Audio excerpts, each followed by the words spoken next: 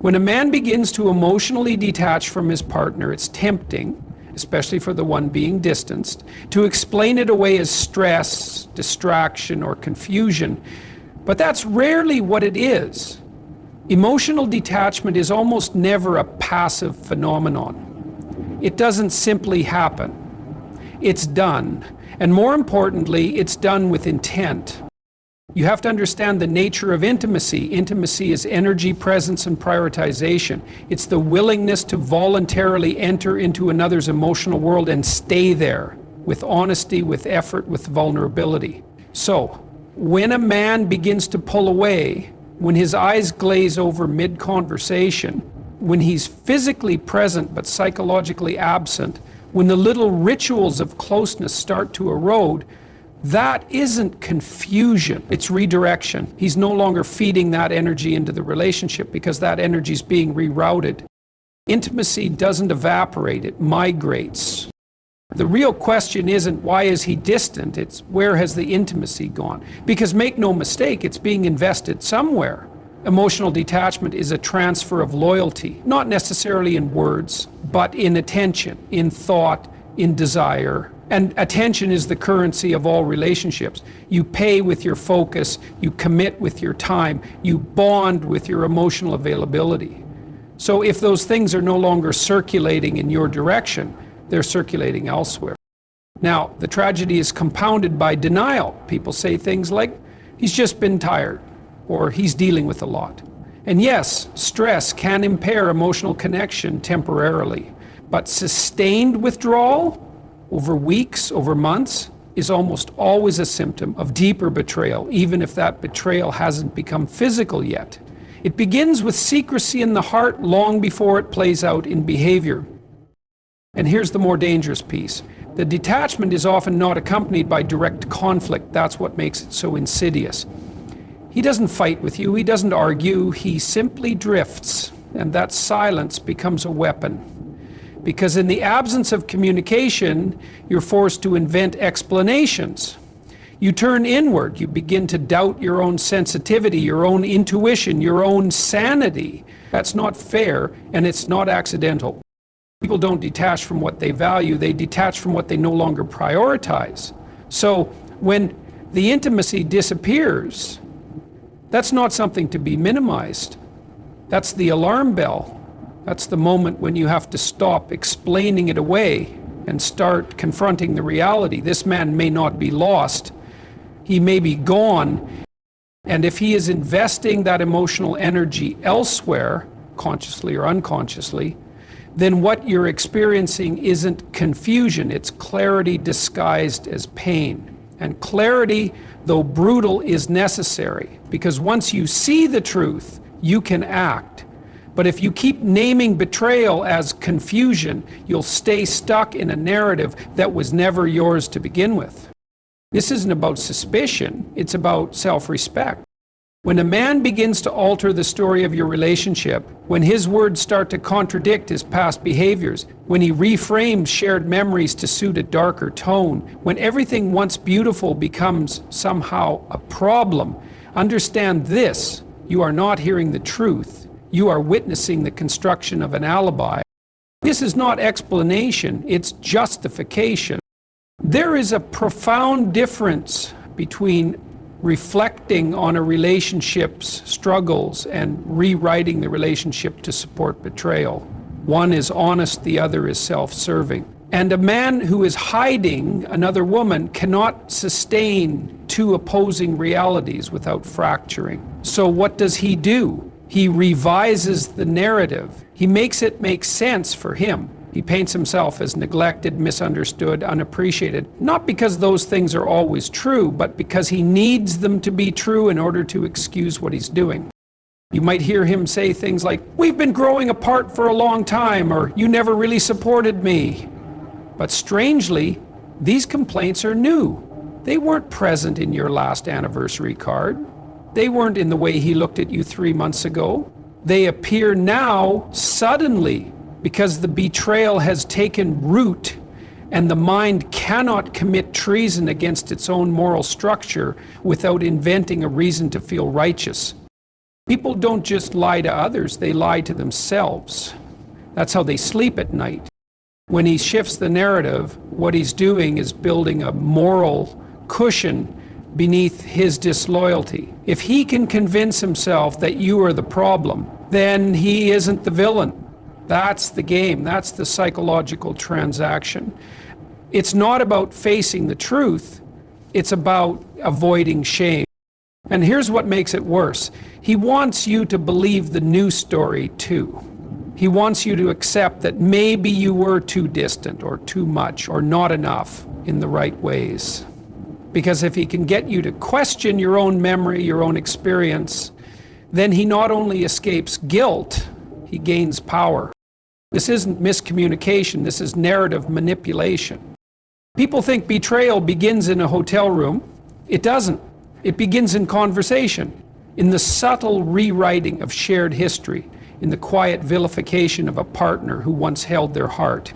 Betrayal begins when a man starts preparing the emotional and psychological groundwork to make cheating seem not like a failure of character, but a form of liberation.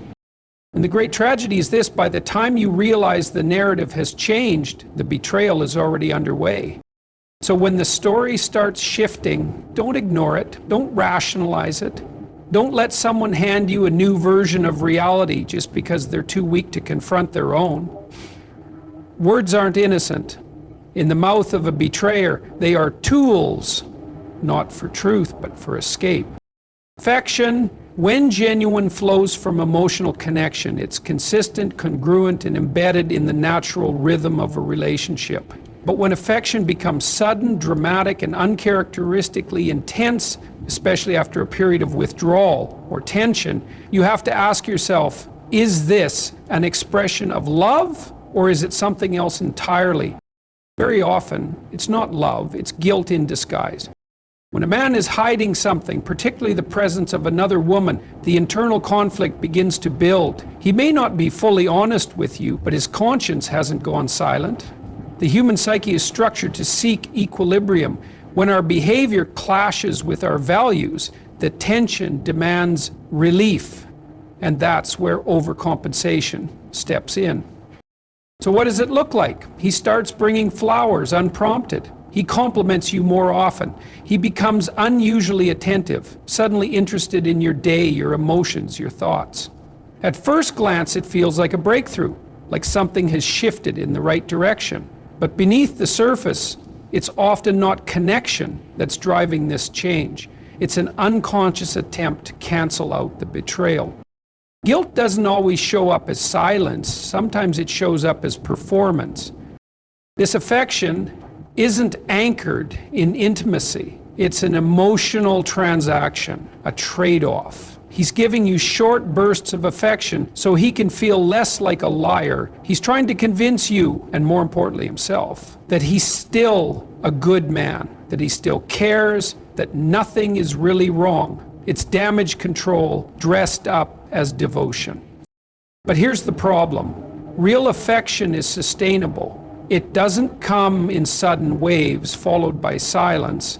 It doesn't spike out of nowhere and then disappear again into distance. When affection is driven by guilt, it lacks depth. It's anxious, inconsistent, and ultimately hollow. It's not about you, it's about him trying to escape the discomfort of his own duplicity. People confuse guilt-driven behavior with remorse, but remorse leads to confession and change. Guilt, when left unchecked, leads to performance and delay. And that delay is dangerous because it keeps you in limbo. You begin to believe the problem is over, when in reality, you're being managed, emotionally sedated so you don't start asking the wrong questions. This kind of affection is not a return to love, it's a strategy of avoidance. And what's worse, it often works for a while, because we all want to believe that a sudden gesture of kindness means everything's okay again. But unless it's accompanied by transparency, consistency, and vulnerability, it's just a mask. So when affection shows up out of nowhere, don't be swept away by the gesture. Ask where it's coming from. Ask what it might be covering up, because not all kindness is clean. Some of it is drenched in fear. Some of it is a last-ditch effort to preserve an illusion that's already broken. There's a critical distinction that people often overlook in relationships, the difference between privacy and secrecy. The former is healthy. It respects the individuality of the person you're with. The latter is dangerous. It conceals actions that can't survive exposure. And when a man begins to blur that line, he's not protecting his space, he's protecting a lie. Privacy is about autonomy. It means you don't need to read each other's thoughts, track every movement, or demand full access to one another's inner worlds. That's maturity. It's based on trust. Trust that your partner lives with integrity even when you're not looking. But secrecy is different. It's not about space. It's about hiding. It begins when the phone is always face down, when he suddenly sets a passcode where there wasn't one before, when texts are deleted, tabs are closed too fast, locations are vague, and explanations are full of holes. And when you question it, when you start to notice the inconsistencies, he might say, "You're invading my privacy." That phrase is meant to shut you down, to make you feel like you're the problem. But that's not an appeal to personal boundaries. That's a defense mechanism, a smokescreen. He's not defending his right to solitude. He's defending the space where the truth could undo him. When a man begins to live in that concealed world, it doesn't mean he's introspective. It means he's engineering distance, a kind of emotional and informational wall. You can feel it, a subtle but growing sense that there's a second life running parallel to yours, and he won't let you near it.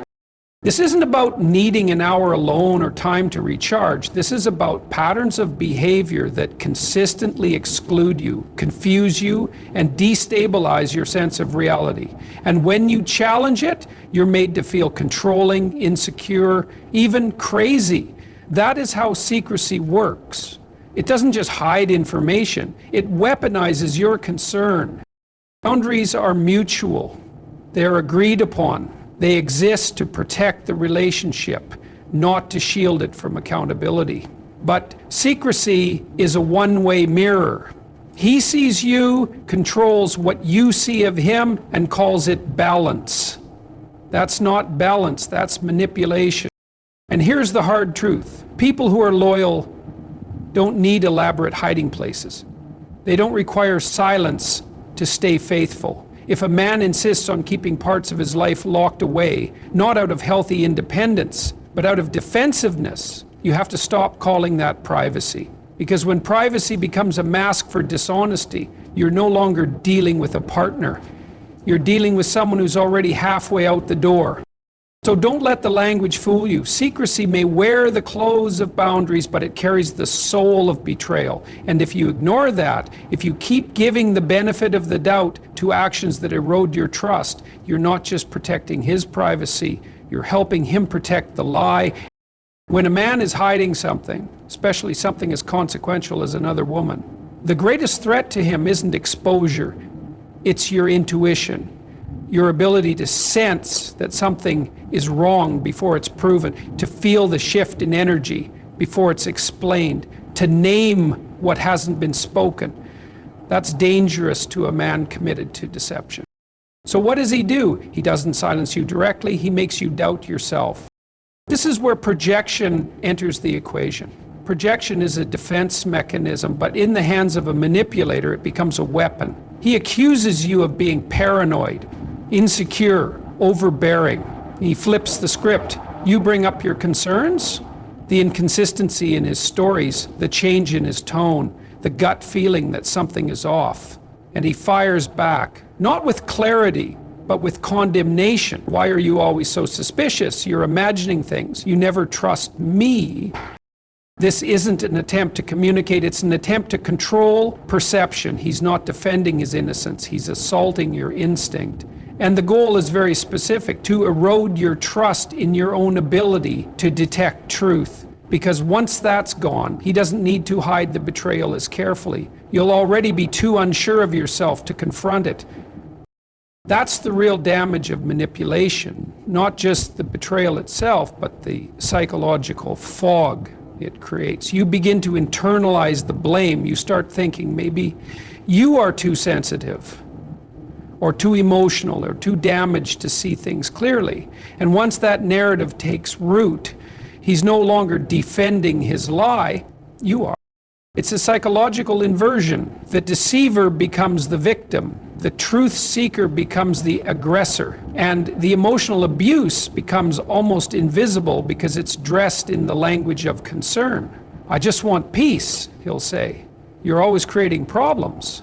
But the problem isn't your confrontation. The problem is his concealment.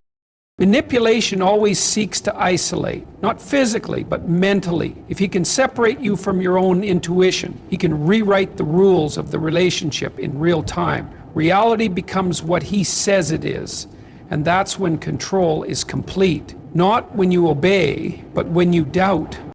And here's the truth. Intuition is not paranoia. Intuition is pattern recognition. It's the subconscious adding up inconsistencies your conscious mind hasn't named yet. It's the most primal, most intelligent part of your psychological defense system. So when it fires a signal, don't dismiss it because he says you're crazy. Ask why that signal is going off in the first place. Because if you silence your intuition in the name of keeping the peace, you won't have peace. You'll have quiet chaos, a relationship ruled by someone else's truth, and a self so gaslit you no longer recognize the sound of your own alarm. And that's not love. That's psychological warfare. People like to believe that behavior just changes, that someone wakes up one day and becomes distant, evasive, distracted, as if it's a phase, a mood, a byproduct of stress. But that's a convenient illusion. Behavioral shifts are not random flickers of emotion. They are calculated, intentional, often rehearsed, especially when deceit is involved. When a man is hiding another woman, his behavior doesn't change by accident. It evolves with purpose. He starts managing perception. He becomes more careful with his words, more vague in his plans, more busy than usual. He's not stumbling, he's strategizing. And every new habit, the delayed replies, the half-truths, the altered routines, is part of a larger architecture of concealment. You'll notice small things at first. He starts locking his phone. He suddenly develops an intense interest in privacy. His schedule becomes fluid, undefined. He's working late, but doesn't seem exhausted. He's distracted, but not by anything you can see. These aren't just circumstantial shifts. These are the cracks in the mask he's trying to hold together. Deceit demands energy. It requires a man to live in two realities at once, the one you see and the one he's hiding. And to keep both alive, he has to practice. He rehearses excuses in his mind. He anticipates your questions and arms himself with ready-made answers. That's not spontaneity. That's premeditation. He may even alter his emotional responses. Where he once argued, now he avoids. Where he used to show affection, now he offers distractions. The goal is to deflect your attention from the tension he's creating and make you believe that any unease you feel is your own issue. That's not a miscommunication. That's performance. A man hiding betrayal becomes an actor, not because he's artistic, but because it's the only way to survive in a relationship while violating its foundation. And if you call it out, if you question the shifts, the coldness, the strange enthusiasm that only shows up when he's guilty, he'll call you unpredictable, or dramatic, or worse, controlling. But understand this, a man who is honest doesn't need to modify his personality to keep your trust. He just tells the truth. A man who is lying has to construct a new behavioral language, one that buys him time, one that prevents discovery.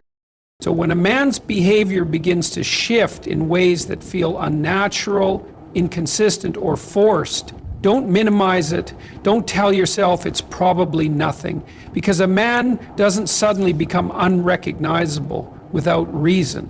He becomes unrecognizable when he's trying to avoid recognition. And every action, no matter how subtle, is part of that design. Behavior doesn't lie, it leaks. And when you start seeing patterns, you're not imagining them, you're witnessing the unraveling of someone who can no longer keep the story straight because the story was never true to begin with. The deepest wound in betrayal isn't caused by sex or secrecy, it's caused by the manipulation of your reality. The physical act may last an hour, a night, a weekend, but the psychological distortion, that can last for years, because it doesn't just break trust in him, it fractures your trust in yourself. When someone cheats, yes, they violate the commitment, but when someone lies about it for weeks, months, sometimes even years, they do more than hide the truth. They reconstruct your world.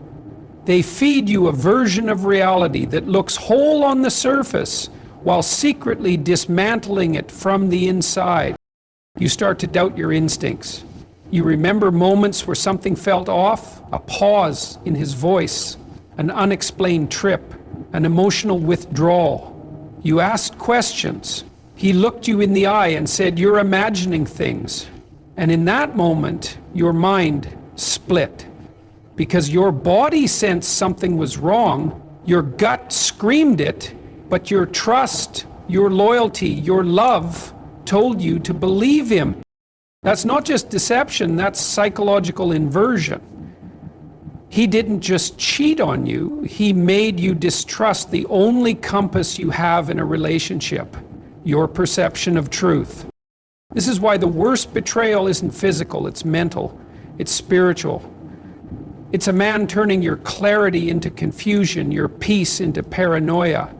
And he doesn't do it openly, he does it subtly, slowly, with a smile, with reassurance, with the performance of love while he's emotionally investing somewhere else. That kind of duplicity is violent in a way that no single act of infidelity could ever be. When someone distorts your reality, they're not just hurting you, they're reshaping you. You become hesitant, anxious, suspicious of your own thoughts. You replay conversations, you obsess over tone, facial expression, word choice. Why? Because your internal world no longer aligns with the one he's feeding you. That tension, that misalignment is psychological warfare. And the tragedy is, by the time the truth finally surfaces, you're not even angry first. You're relieved, because now you have proof that your intuition wasn't broken, that you weren't crazy, that what you felt all along was real. But even in that relief, something has been lost, because while the lie dies, the doubt it created often lingers. The real betrayal is what he took from you when he forced you to question your own sanity, just to keep his secret intact. That is theft of the highest order. Not just of love, but of your inner voice. So understand this, if someone makes you feel like you're unstable, too sensitive, too suspicious, every time you ask for truth, you're not being protected, you're being controlled. And the pain you carry is not just from what they did, but from how deeply they made you deny your own ability to see it. That's not just cheating, that's erasure. It means betrayal is rarely just about another person. It's about the collapse of truth, the dismantling of trust, the slow erosion of your ability to rely on what you see, feel, and know. When a man hides another woman, the true damage isn't limited to the affair. It's in the way he warps your sense of reality to preserve his double life. Because love cannot survive where clarity is denied, and intimacy cannot grow in the shadow of distortion. If you are constantly made to question your intuition, forced to accept confusion as normal, or pressured to shrink your voice for the sake of peace, then what you're in is not a relationship. It's a performance. One written by a man trying to manage appearances while avoiding accountability You are not crazy for noticing the shift. You are not overreacting for connecting the dots. And you are not difficult for demanding honesty. You are responding to patterns that signal danger. And that instinct is not weakness, it is wisdom. Hardwired, ancient, necessary. So trust it. Trust the moment something doesn't feel right. Not because you want to assume the worst, but because you have every right to pursue the truth. And no man who truly loves you will ask you to abandon yourself just to stay with him. In the end, betrayal doesn't begin with the body, it begins with the lie. And healing begins the moment you stop accepting confusion as love and start calling deception by its real name.